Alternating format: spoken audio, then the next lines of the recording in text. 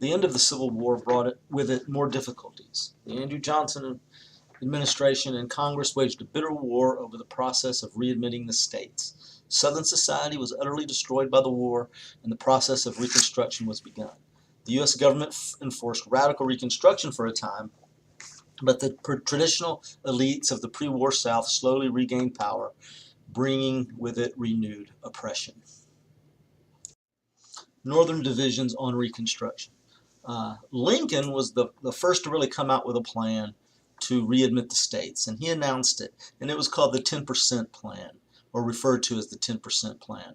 It's pretty simple, but the main points of it would full pardons would be given to all Southerners except the Confederate leaders. So anybody that participated in the war just as a soldier or supported the war as a citizen would receive a full pardon, and would be, completely free of any other punishments.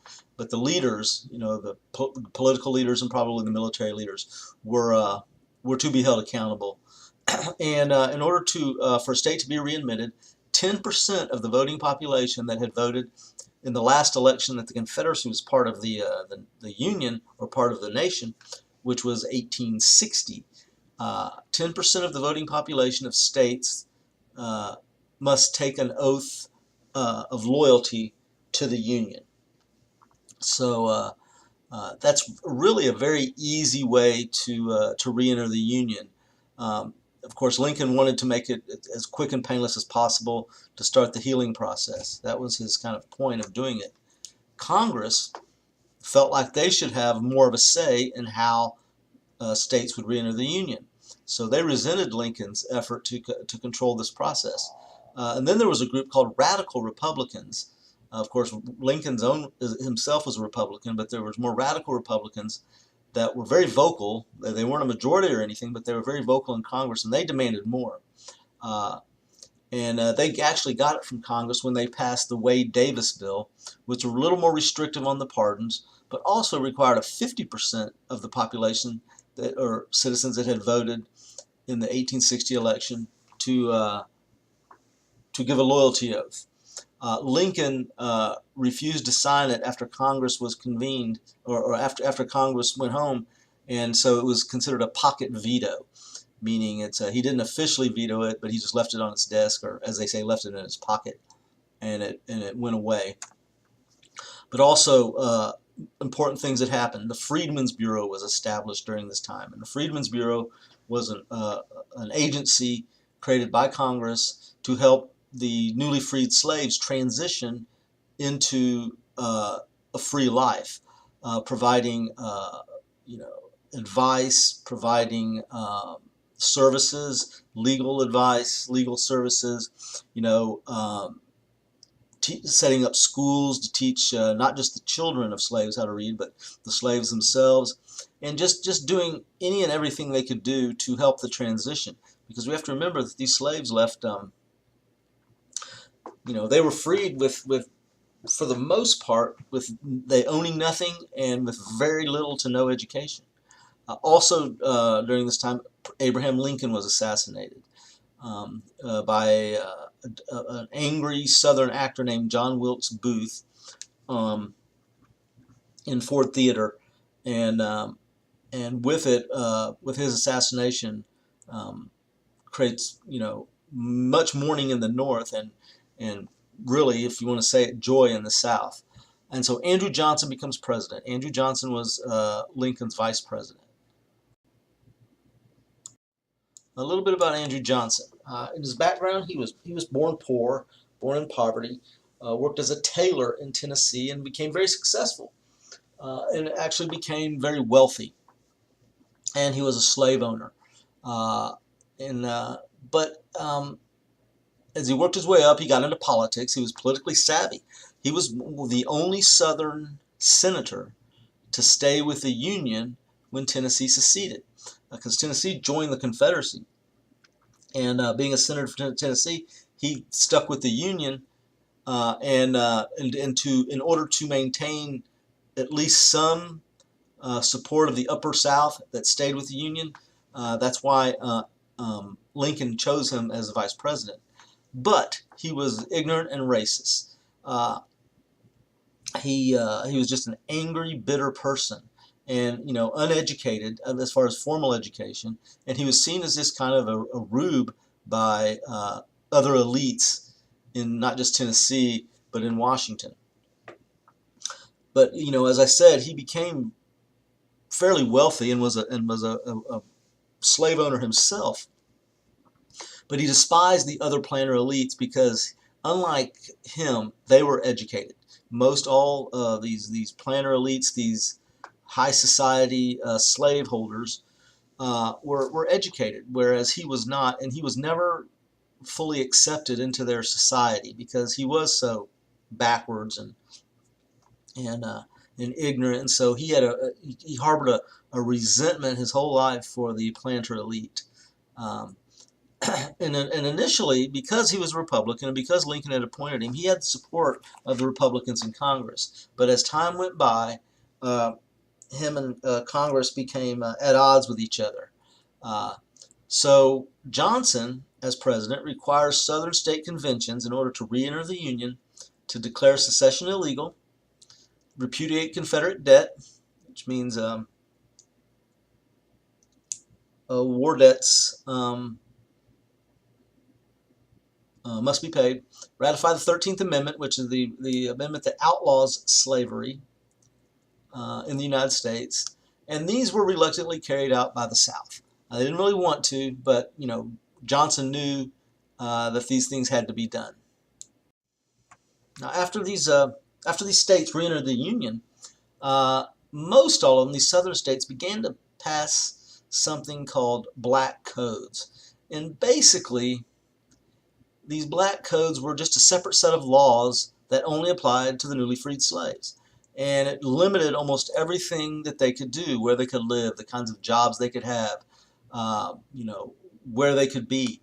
And basically it was just re-implementing the system of slavery, only without the term slavery. And it was just, greatly limiting to their freedom. Johnson is okay with it. He approves the actions of the Southern states and does nothing to try to stop them. Now, the Reconstruction Republicans, the more radical Republicans, it greatly angers them because the Southern states are basically reverting back to how it was pre-Civil War, and they're arguing that why did we fight the Civil War? Why did we send 620,000 people on both sides to their death if everything's going to go back to the way it was? So the Republicans begin pushing back in Congress and will insist on black suffrage, meaning the right of black men to be able to vote. So the Republicans in Congress in 1866 began to aggressively pursue a more radical form of Reconstruction. They passed an extension of the Freedmen's Bureau, which because it's a federal agency, it had to be extended probably every year, every 2 years. They passed a civil rights bill to overturn the black codes, but even though he was of their party, Andrew Johnson vetoed both of them, so neither one came into law. I do believe, though, that the Freedmen's Bureau was, the veto was overridden. Congress then, once again, in order to try to mitigate Johnson's support for the South, passed the 14th Amendment, and it was later ratified by the states. But the 14th Amendment basically, in the due process and equal protection of the laws clause, guarantees equal rights for all citizens of states. It requires that every citizen of the United States also be considered a citizen of the state they live in. And doing that basically applied law, the U.S. Constitution and the U.S. Bill of Rights to everybody. So this was ratified in 1866. Johnson and his supporters run against Republicans in the election of 1866. Now this is a midterm congressional election year 1866. So Johnson himself wasn't running, but he was going out and supporting the challengers of people of his own party, which is unheard of. But even though he tried to help supporters that ran against the Republicans gained a significant number of seats in Congress in that 1866 election. Now, with a larger majority after that election, the congressional Republicans began to become more aggressive in what they're trying to do. And so they passed what would be called the first Reconstruction Act. And in this, the South will be divided into five military districts, which will be overseen by Northern leadership. Also, the first Reconstruction Act required states to provide for black suffrage, to allow black men. Now, women still couldn't vote, but black men, former slaves, were provided suffrages, which is the right to vote. Johnson opposed all of this, and he pushed against all of this. Now, Johnson was constantly working to undermine Congress. He impeded all congressional action at every turn that he could, and also he would fight. He was beginning to get rid of everybody in his administration that was supportive of radical Reconstruction. So, in order to stop this and to protect specifically Secretary of War Edwin Stanton, who was a supported the radical Reconstructionists, Congress passed something called the Tenure of Office Act. The Tenure of Office Act. It required Senate approval to remove cabinet officers. Now, it always required Senate approval to appoint cabinet officers, but then the president could fire them at will. But now this is a law passed that would require Senate approval. So after this law was passed, Johnson went ahead and tried to fire Secretary of War Edwin Stanton. And by definition, he broke the law. So breaking the law is an impeachable offense. So the Republicans call for an impeachment. And impeachment is a two-step process. The first step is called the impeachment, which is much like indicting someone. The House of Representatives votes by majority vote whether there's enough evidence to put the president on trial. And if so, he has been impeached. And then the trial will take place in the Senate. Well, Johnson was impeached in the House. The trial went to the Senate. And it takes a 2/3 vote of the entire Senate to remove a president. Johnson missed being removed from office in the Senate by 1 vote. But after that, he knew that he had no, because it was that close of being removed, he knew he had no influence or power left, and he kind of fades away for the rest of his presidential term. Let's talk a little bit more about reconstructing the South. There were 3 contending interests in the South, 3 groups that were kind of sometimes working together, but oftentimes working at odds with each other. You had Southern whites that were, the traditional pre-war Southern whites that were seeking to oppress the newly freed slaves, the newly freed black citizens. You had the Northern whites who were coming in to civilize the South and would oversee the Reconstruction process. And then you have the newly freed slaves, the black citizens of the South, seeking equality. I mean, they've got their freedom, but they're in no way do they have equality. Reorganizing land and labor. Ex-slaves desire to own their own land. I mean, most all of them were farmers. That was the skill that they had when they were slaves. So that's what they knew, and so they would want to just become, free farmers at this point, and that required land. Many of the black codes and the laws in the South limited land ownership, especially the best land, to whites.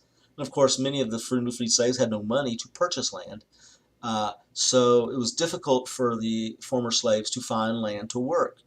The whites attempted to implement contract labor, forcing the black citizens to sign long,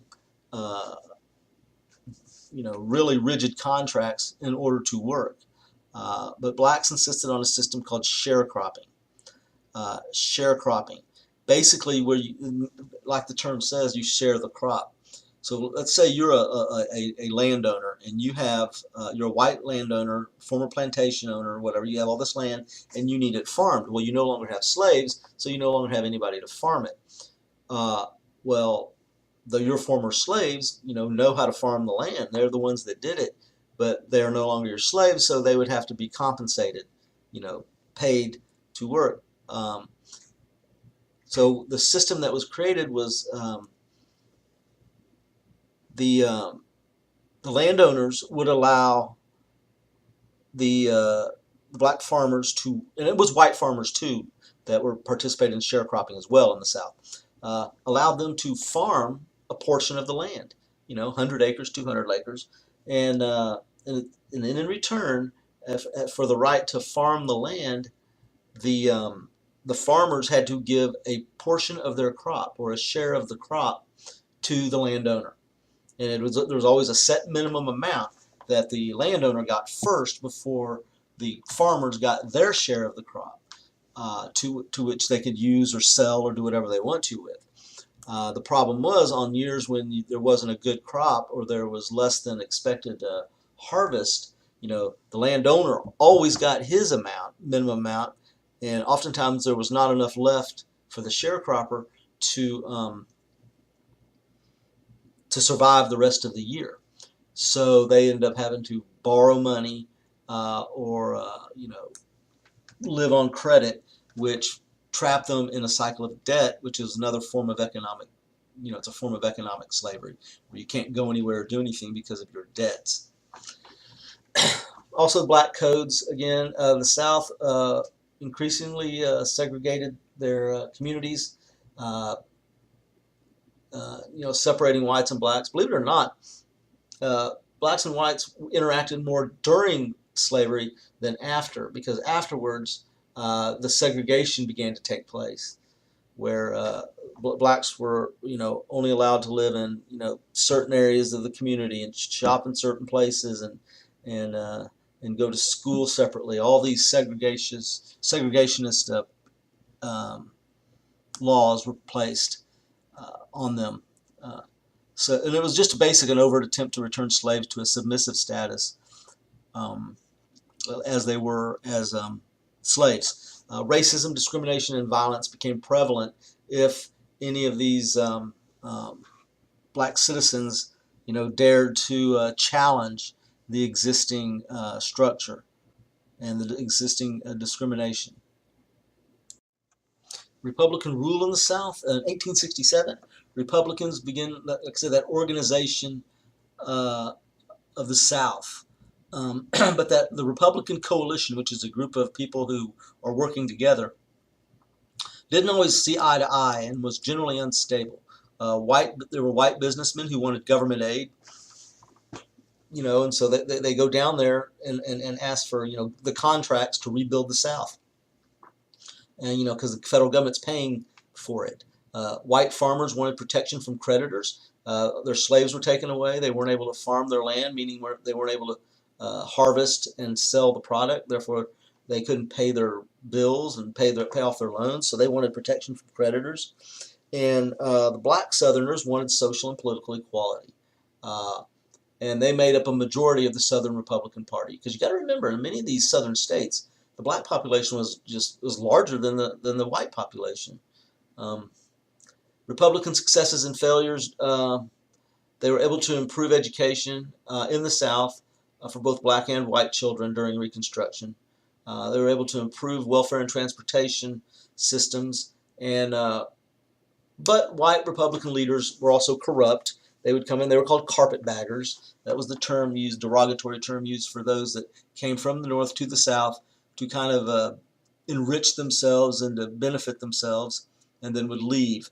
Of course, many of them were corrupt, and if there was corruption found, black Republicans were blamed, because it was just much easier to blame them. Claiming rights for freed slaves. These former slaves see legalized marriage as a step to political rights. They weren't allowed to get married as slaves for the most part, so they see this as having equal status in society as other couples, as white couples. So they see it's a step in the right direction towards political equality and political rights. Uh, they also formed independent churches, their own denominations, benevolent organizations or charitable organizations, and their own political groups in order to pursue political rights and equal rights within the political process.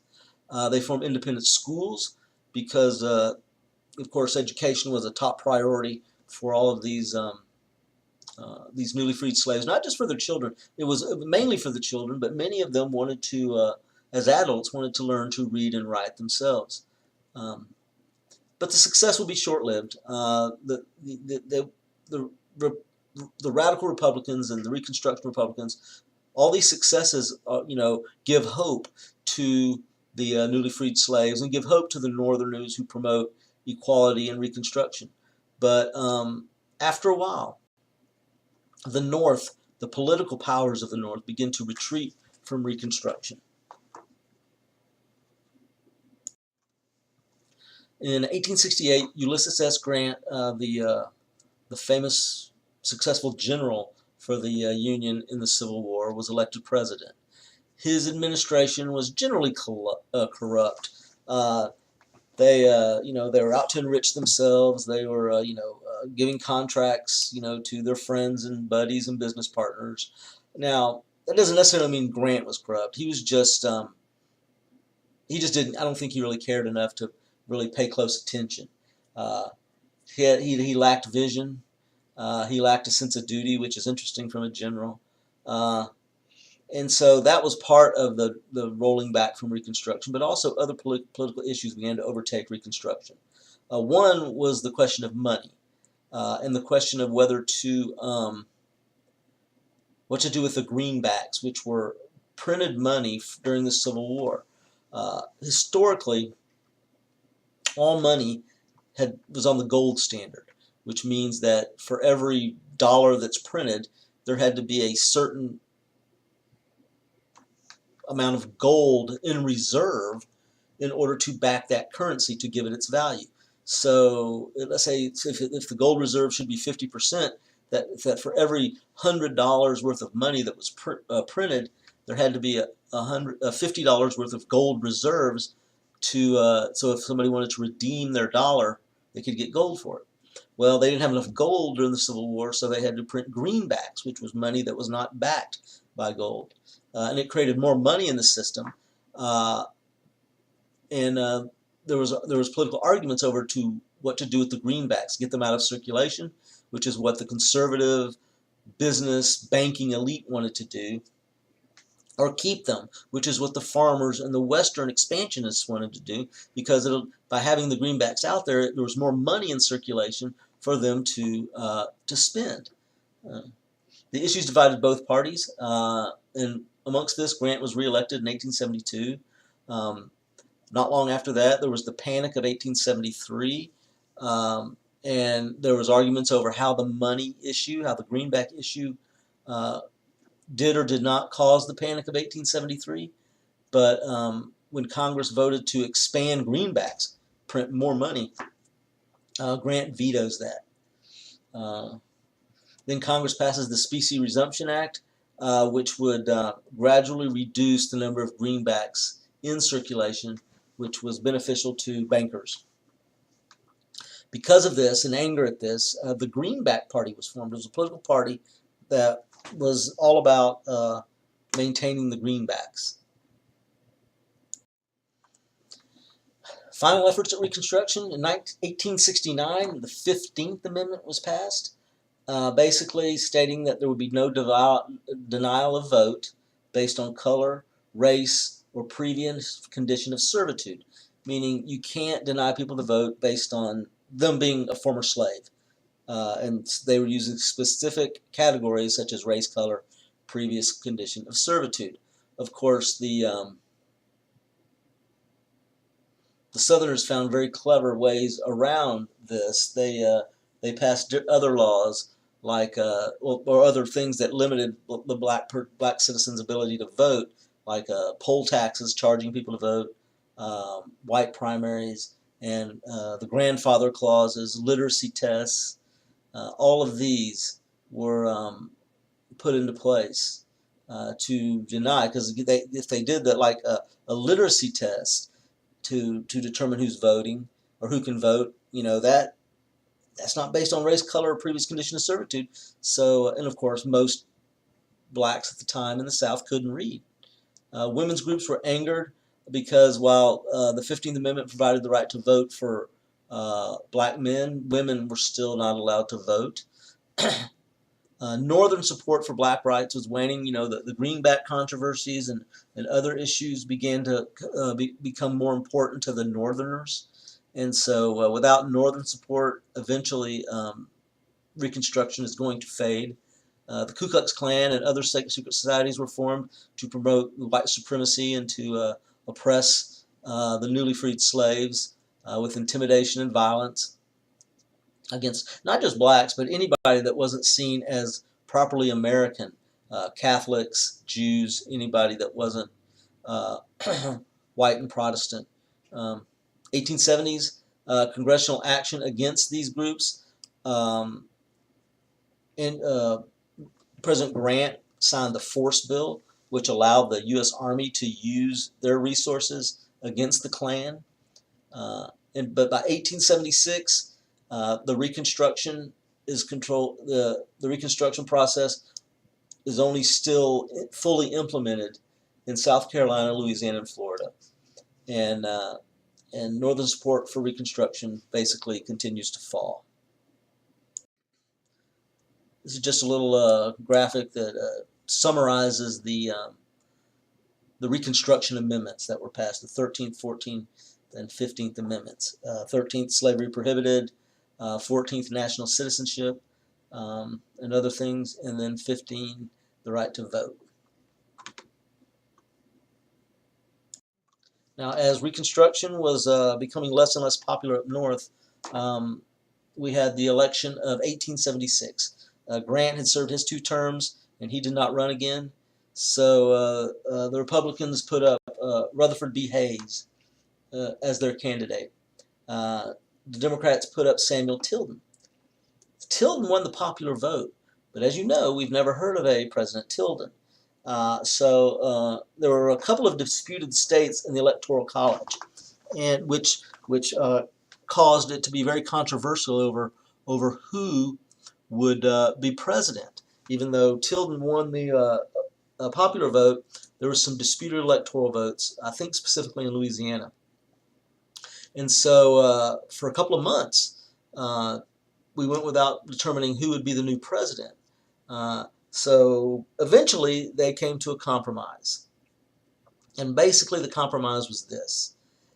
The Democrats said, okay, Hayes, you can become president, but in return, you must, the federal government must provide economic assistance, continued economic assistance to help rebuild the South, and end Reconstruction, end the military presence in the South, dissolve those military districts. So that compromise was reached, and so Rutherford B. Hayes became president, and basically Reconstruction officially ends. Here's the Electoral College map showing that election of 1876 between Hayes and Tilden, where you can see how close it was with the electoral vote.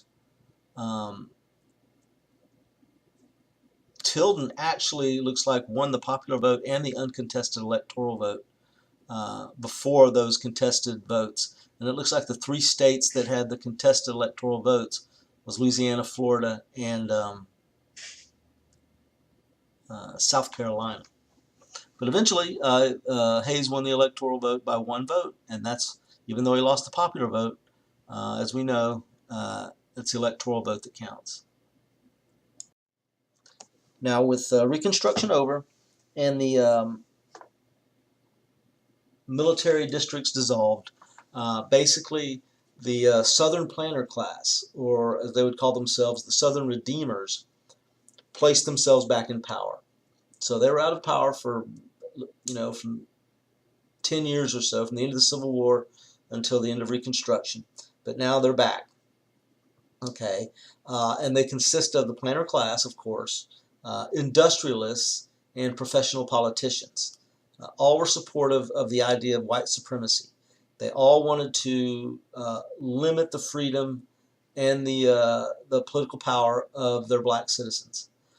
They appeal to racism to get the votes to win elections. They do their very best at limiting the ability of black people to vote in their states. They govern poorly and they're corrupt. They're there to enrich themselves. You also see the rise of Jim Crow laws, or as they call them, Jim Crow. Basically, it's the legalization of segregation. Placing into the laws the idea that there are separate sets of laws and separate parts of the community and separate everything for blacks and whites. But the big goal, which they achieved, is to disenfranchise black voters, to do everything they can, legally and illegally, if they can get away with it, to do this. And they were able to, because the North, as I said earlier, was kind of tired of Reconstruction, didn't really want to continue it. They were weary of the debates and the arguments, and so they did nothing to prevent this snowballing of Jim Crow laws and segregation throughout the South. Those civil rights laws that were passed by the Reconstruction Congress, the Supreme Court declared much of it unconstitutional and gutted that legislation, and it basically left Southern blacks defenseless in the South for the next, basically half a century. Okay, this map shows the southern states, the states that form the Confederacy. It showed the military districts. Those red lines represent the military districts' boundaries. The red number, the red year, is the date that each individual state was readmitted to the Union, and then the black date is the dates that was the conservative governments or the pre-Civil War governments were reestablished. So if you look at Texas, there was only really 3 years of radical Reconstruction rule because they readmitted in 1870 and conservative government reestablished in 1873.